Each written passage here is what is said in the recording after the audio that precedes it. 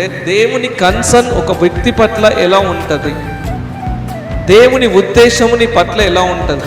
ఇప్పుడు నువ్వెవరినైనా నమ్మావనుకో, నీకు ఎవరైనా ఇష్టం ఉన్నారనుకోండి, లేదా నువ్వెవరినైనా అతని పట్ల నీకు ఒక తెలియని అఫెక్షన్ ఉందనుకోండి, ఏం చేస్తావు? అతను బయటకు వెళ్ళినా, లేదా నేను చూస్తూ ఉన్నా, అఫెక్షన్ ఉన్నప్పుడు, లవ్ ఉన్నప్పుడు, లేదంటే అతనికి నీకు ఇష్టమైనప్పుడు కన్సర్న్ చూపిస్తూ ఉంటావు. జాగ్రత్తగా వెళ్ళు, త్వరగా వెళ్ళు, మంచిగా చదువుకో, పిల్లల పట్ల మంచిగా చదువుకో, మంచిగా ఉండు అని. అలాగనే పేతురు పట్ల కూడా దేవుడు ఒక కన్సర్న్ కలిగి ఉన్నాడు అంట. ఎందుకు దేవుడు పేతురు పట్ల అంత ప్రేమ కలిగి ఉన్నాడు అంటే, దేవుడికి పేతురికి పరలోకపు తాళపు చెవులు ఇవ్వబడ్డది కనుక. ఎందుకు పరలోకపు తాళపు చెవులు? సర్వోన్నతుడు దేవుని కుమారుడని పేతురు చెప్పాడు. అంటే ఒకవేళ తండ్రికి పేతురికి ఏమైనది, ఒక యాక్సెస్ అనేది ఉన్నది.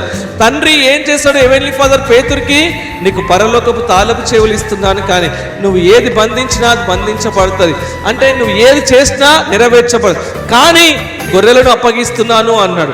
రెండవదిగా ఏమంటున్నాడు ఆయన? అన్న గొర్రెలను కాయమంటాడు. మూడవదిగా సమస్తము నువ్వు ఎరిగిన వాడవు ప్రభువా, సమస్తము ఎరిగిన వాడవు నీవు. ఎంతమంది 12 మంది శిష్యులు ఉన్నారు అక్కడ దేవుని దగ్గర, కానీ పేతురు వైపు చూసి ఏం చేశాడు? వీరికంటే నువ్వు నన్ను ఎక్కువగా